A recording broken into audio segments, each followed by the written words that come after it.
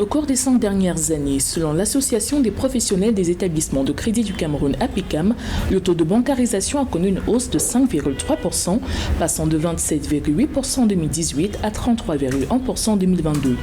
Sur la même période, la plateforme d'analyse financière Dataportal indique que les montants des crédits accordés à l'économie ont globalement augmenté pour se situer à 4 746 milliards de francs CFA en 2022 contre 3 199 milliards de francs CFA il y a 5 ans.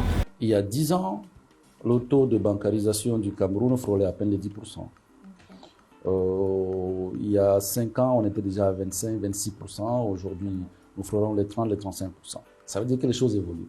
Selon des données récentes du marché bancaire communiquées par le Comité national économique et financier du Cameroun, CNEF, cet indicateur ne cesse de croître.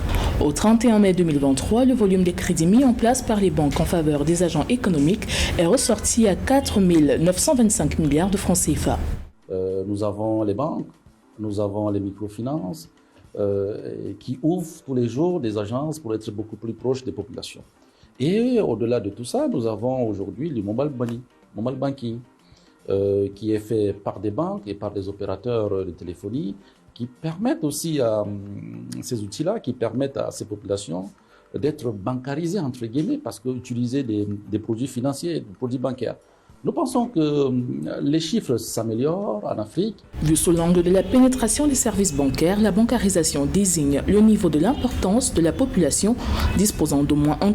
Au Cameroun, le gouvernement s'est doté d'un document de stratégie de la finance inclusive dont l'un des objectifs est de permettre aux divers prestataires de services financiers d'élargir la gamme de services financiers offerts aux populations à faible revenu.